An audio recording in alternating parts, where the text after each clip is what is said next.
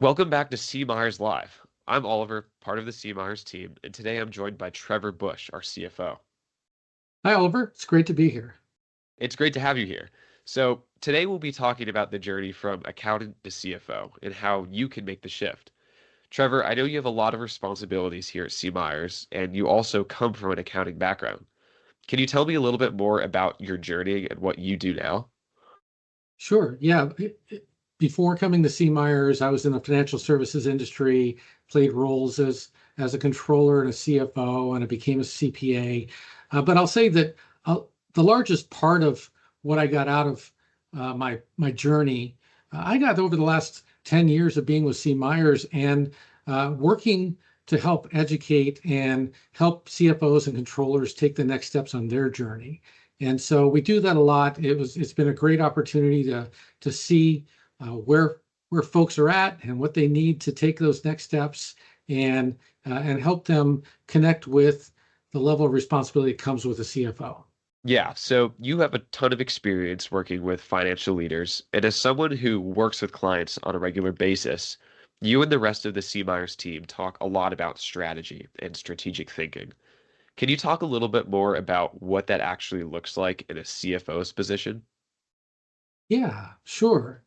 Working with so many folks who are seeing that role as new, that transition from finance and accounting leader to more of a CFO, the strategic nature of that is really about stepping away from all of the work that's been done to get technically savvy, to become financially competent, and now use those skills to connect with the business, to understand exactly what the financial institution is doing and what kinds of decisions are being made. What are the strategies? How does the financial performance align with the things that are being done with the business? And how does it support it?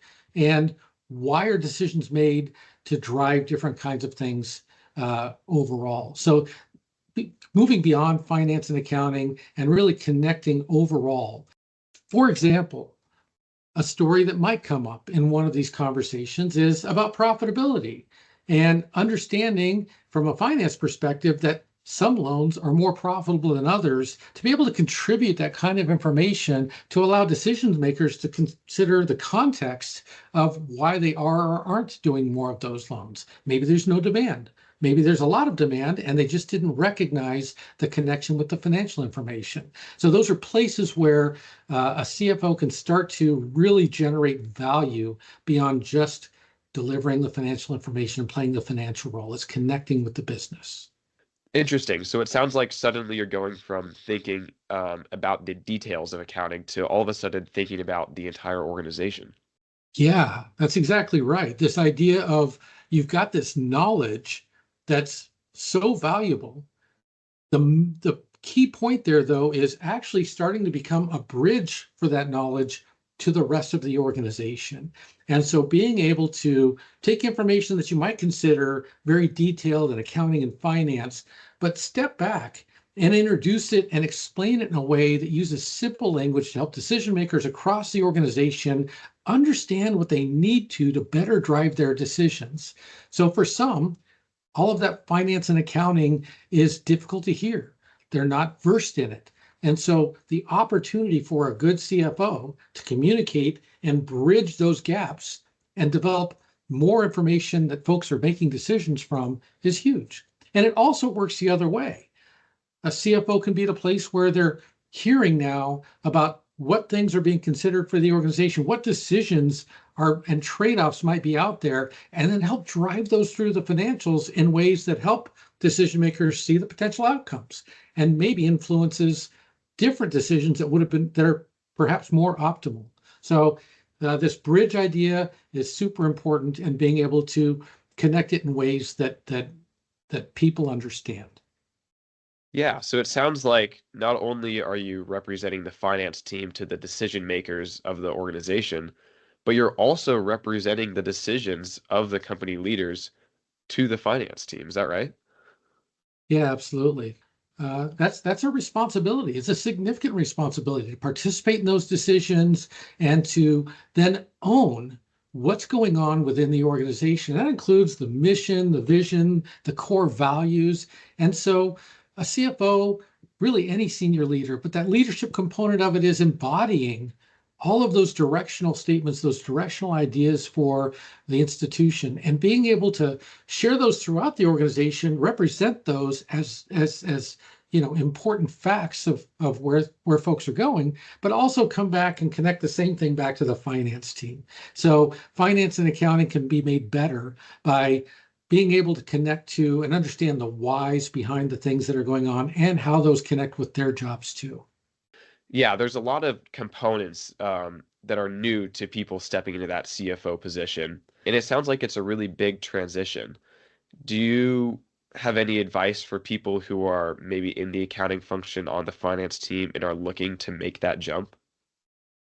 Yeah, I think the advice would be for anybody in that function, whether or not they're ready to make that jump. This is valuable for anybody to step back and start thinking about the business itself.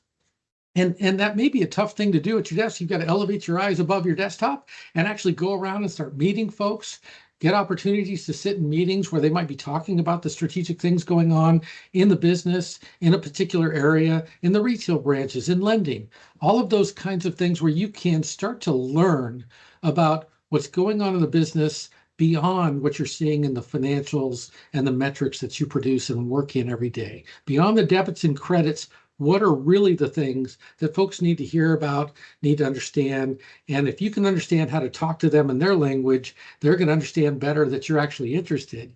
And that's a match made. So you start to just become more aware and learn about the actual business that's being done and connect it to all of the important things that you're doing in accounting. That's the path I would suggest. So, as someone who is trying to make that jump, it does sound a little bit intimidating, but it's also doable. Do you have any final words of wisdom for those looking to make that jump to CFO? Yeah, I would say that I can understand it being seen as challenging and maybe a little scary to jump into something new and outside accounting and finance, really.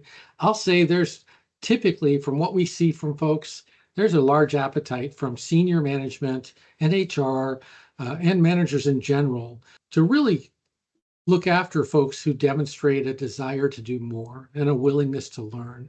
And whether CFO is the path or not, this opportunity to show folks that you've got an interest in growing, first of all, is in my experience going to be seen very well, and you don't know what opportunities could come of it.